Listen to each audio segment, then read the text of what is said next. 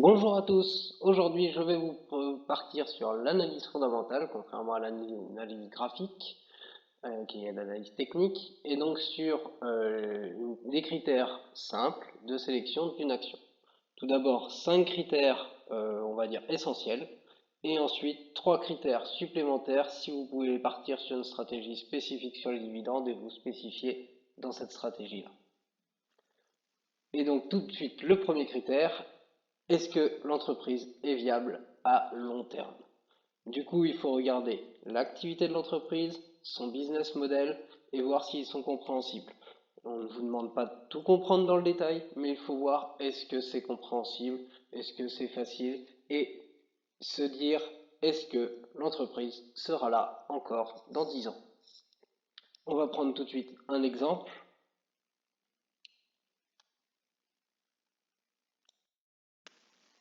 Et l'exemple que je vais prendre, c'est donc Airbus. Donc nous voici sur le site d'Airbus, et comme ça vous pouvez voir très rapidement quels sont les produits qu'ils proposent. Donc de l'avion commercial, des hélicoptères, tout ce qui est aussi dans l'espace au niveau satellite, et tout ce qui est militaire. Du coup, on se pose la question, est-ce qu'on comprend le business model? Oui, on comprend peut-être pas les détails, mais en tout cas, on comprend qu'ils vont vendre ces avions, ces hélicoptères, tout ce qui est pour l'armée aussi. Et il va y avoir aussi, donc ils vont pouvoir faire éventuellement du bénéfice sur cette vente, puisqu'il va falloir rembourser toutes leurs années de développement, puisque c'est en année hein, sur des développements comme ça, mais des années de recherche et de construction. Et et du coup, là, ils vont aussi avoir un business model qui va être sur l'activité. Alors, ça peut être à de l'heure de vol pour les compagnies, puisque c'est les compagnies aériennes qui vont leur acheter ces appareils, par exemple, si on parle des avions. Il va y avoir aussi de la maintenance sur ces appareils. Et cette maintenance va se payer, soit à l'heure de vol, soit aux pièces. Ça dépend là, ça dépend des contrats, etc. Donc voilà. On vous demande pas forcément de comprendre complètement le business model, de savoir exactement quel est le contrat derrière. Même moi, je ne le connais pas. Mais on sait que le business model, c'est celui-là. Du coup, on se pose la question, est-ce que c'est viable à long terme? Alors, effectivement, avec la crise actuelle du Covid-19, l'aviation est complètement en plein recul, mais est-ce qu'on croit qu'on va sortir de cette pandémie? Ou même s'il y en a d'autres, s'il y a d'autres pandémies, malheureusement, on n'est pas à l'abri qu'il y en ait d'autres à l'avenir. Mais est-ce que l'aviation va complètement s'arrêter du jour au lendemain? Avec le monde d'aujourd'hui, il y a quand même peu de chance. D'autre part, est-ce que la conquête spatiale dans laquelle on est complètement parti depuis longtemps, elle est en pleine expansion, on en entend beaucoup parler en ce moment, je pense non pas non plus que dans 10 ans, elle va s'être arrêtée. De la même façon, je pars sur le militaire. Est-ce que vous pensez que les États vont arrêter d'avoir une armée, sachant que ce sont les États qui payent hein, dans ces cas-là, qui vont demander des avions et qui vont demander de la maintenance sur ces avions, voire de nouveaux appareils? Il y a peu de chances. Donc, par exemple, pour Airbus, il y a forte, elle correspond totalement à ce premier critère. Deuxième critère, une grosse capitalisation boursière. Pourquoi? Parce que là, on parle d'investissement long terme hein, sur l'analyse fondamentale. Je ne parle pas de trading, je ne parle pas même de swing trading pour garder une action une semaine ou quelques semaines ou quelques mois. On parle de, on veut dormir tranquillement la nuit et donc du coup, on veut être sur des tranquilles avec notre action. Donc une fois que le système est viable, maintenant la grosse capitalisation boursière nous donne l'assurance que cette action elle est là depuis longtemps.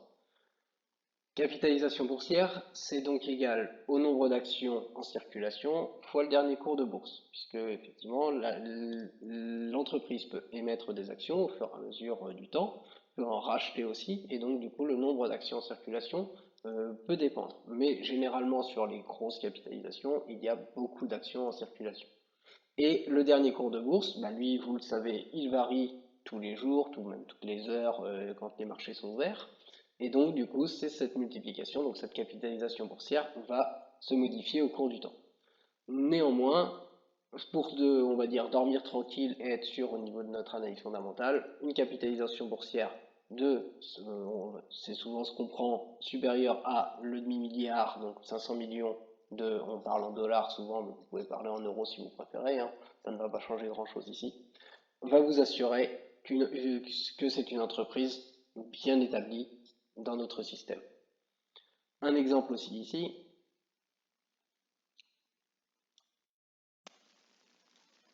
Donc l'exemple, c'est de prendre par exemple l'indice SBF 120. Il est moins réputé que le CAC 40 puisque ce sont 120 entreprises au niveau français. Mais justement, j'ai fait un peu plus élargi pour vous montrer ce que je voulais vous montrer. Je les ai triés par capitalisation au niveau décroissant, donc la plus petite capitalisation en premier. Et vous voyez que la seule qui ne répond pas aux critères que je viens de mentionner, puisque là on est en millions d'euros, et donc on va rester en euros, c'est Vallourec, avec 375 millions d'euros. Et si vous le mettez même en dollars, elle commence à se rapprocher très sérieusement des 500 millions de dollars, donc elle pourrait même rentrer dedans.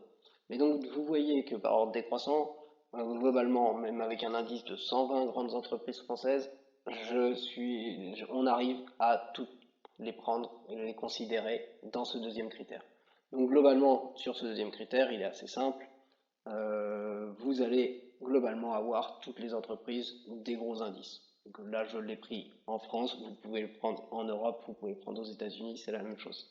Si je le mets par ordre, moi je l'ai mis par ordre 300, excusez-moi, je le mets par ordre décroissant, et vous voyez qu'on va retrouver LVMH par exemple, et donc une entreprise qui est aussi dans le CAC 40, et vous voyez même que toutes les premières ici, hein, que ce soit Sanofi, Airbus, tout ça sont des entreprises, au total, sont des entreprises du CAC 40, et LVMH, elle, on compte à 284 milliards de dollars actuellement. Comme je vous l'ai dit, tout ça, ça varie en fonction du cours de bourse.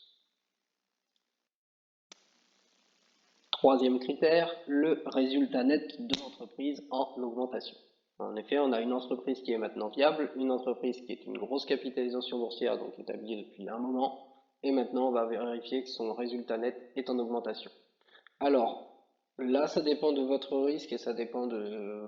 Il y a aussi une part de vous, de subjectivité dans ce choix. Le résultat net, l'intérêt, c'est de regarder s'il est croissant sur les 3, 4 ou 5 dernières années. 5 dernières années, vous prenez moins de risques, vous sélectionnez un peu moins d'entreprises. Et sur les 3 dernières années, vous allez prendre un peu plus d'entreprises. De la même façon, vous pouvez aussi vous dire je prends 5 dernières années, même s'il y a eu une année où c'était un peu moins et que ça fait croissant globalement, vous pouvez la considérer. Ça, c'est votre choix. Mais l'intérêt, c'est ça. Un résultat net croissant sur les 3 à 5 dernières années, c'est une entreprise qui est rentable. Et on peut ajouter à ça, ça vient souvent avec, mais ça peut être un plus, un chiffre d'affaires croissant sur la même période que vous choisissez. Le résultat net, effectivement, on retire les coûts. Pour le chiffre d'affaires, ça veut dire que juste le marché est en expansion, on vend plus, mais on ne regarde pas forcément combien de coûts cela donne. Pour illustrer ce troisième critère, je vais donc sur Google Finance et pour avoir, parce que je vais très simplement avoir cette information, et je vais prendre aussi la société, donc une GAFAM, Google, alphabet au niveau de l'action, hein, si vous ne connaissez pas. Son ticker, c'est vraiment ça, et son appellation. Et vous voyez très rapidement sur les 5 dernières années le résultat net en jaune, le chiffre d'affaires en vert. Donc le résultat net, effectivement, il n'est pas complètement en croissance, parce que vous voyez qu'entre 2016 et 2017, là, il avait diminué. Mais sinon, sur le reste, il est complètement en croissance. Donc si vous prenez les 3 dernières années en croissance, si vous prenez 5 ans et vous considérez pas, vous considérez au niveau global, il est en croissance, donc pas de souci là-dessus. Et vous voyez que ça s'associe avec un chiffre d'affaires qui est en augmentation. Donc il y a fort à parier que cette entreprise, et cette entreprise, probablement selon à quel point vous êtes tatillon ou pas, répond à ce troisième critère. Quatrième critère, le cours de bourse en augmentation. Donc nous avons une entreprise qui est viable, une grosse capitalisation boursière et qui a un résultat net, voire un chiffre d'affaires en augmentation. Et maintenant nous allons voir si le cours de bourse est en augmentation.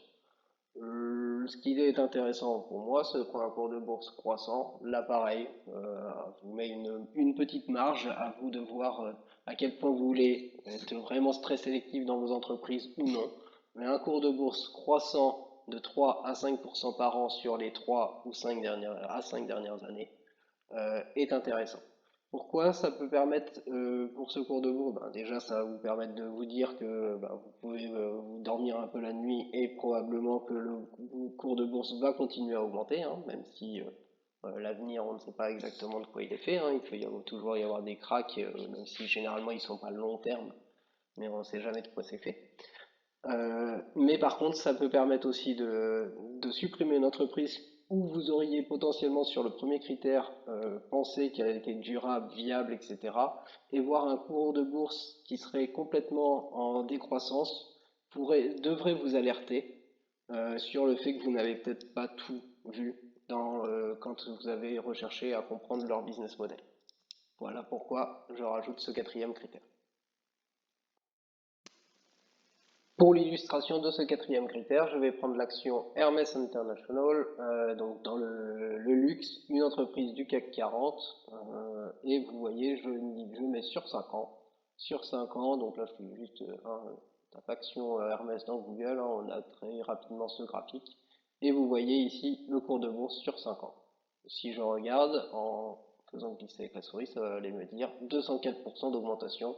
Là, j'ai pris effectivement un exemple d'une action qui augmente beaucoup, puisque c'est même 204% que vous auriez gagné en 5 ans, et donc qui répond largement à ce quatrième critère.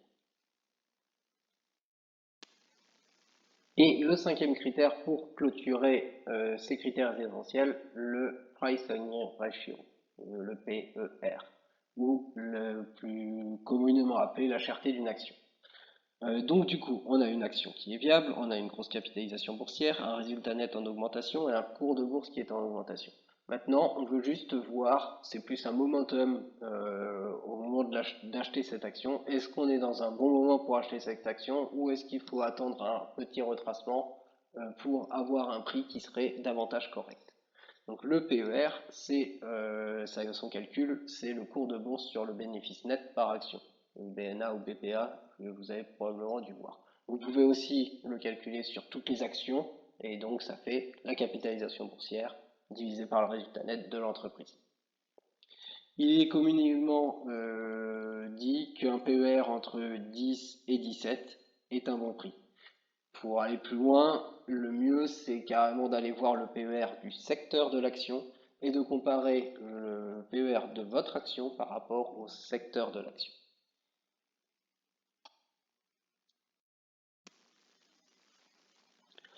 Pour accompagner ce PER, pour aller plus loin, je vais donc sur Wikipédia pour vous montrer ce qui est souvent fait par rapport à l'interprétation de ce PER. Et vous voyez que de 0 à 10, donc inférieur à 10, l'action est souvent sous-évaluée ou les bénéfices de la société sont supposés être en déclin. Dans le cas où vous respectez les 4 autres critères, il y a peu de chances d'être dans un cas de bénéfice où la société est en déclin. Et donc du coup, très certainement, vous êtes sur une action qui est sous-évaluée et donc un très bon prix d'achat. Entre 10 et 17, comme je vous l'ai dit, pour la majorité des sociétés, c'est un ratio qui est dans la bonne tranche et donc vous êtes en train d'acheter une action à un prix au moins correct et donc c'est un très bon prix d'achat. Entre 17 et 25, là l'action est souvent considérée comme surévaluée, comme je vous l'ai dit, il faut voir aussi par rapport au PER par secteur, où il y a des croissances des profits depuis les dernières annonces. Donc on commence à être dans une zone de prix un peu moins correcte, mais il n'y a pas encore de soucis. Et par contre, pour un PER supérieur à 25, il est probable que de forts profits soient attendus dans le futur ou que l'action soit l'objet d'une bulle spéculative. Donc là, attention, peut-être que vous êtes en train d'acheter une action un peu chère. Après, toujours pareil, à comparer par rapport au PER du secteur, et puis à vous, par rapport à vos critères aussi. C'est un critère de cherté d'action que je vous présente ici. Pour illustrer, vous voyez, je prends la BNP Paribas, donc action du CAC 40 dans le secteur bancaire en France, la plus grosse banque. Oui, c'est ça, c'est la plus grosse banque actuelle. Et vous voyez le PER, donc un ratio cours sur bénéfice, hein, c'est le calcul que je vous ai donné, vous pouvez aussi le trouver sous cette forme-là, qui est ici de 10. Donc 10, on est vraiment pile poil entre le 10 et le 17, et même dans la tranche basse, donc c'est une action où là le prix est correct, le prix actuel de l'action bancaire est correct pour pouvoir l'acheter.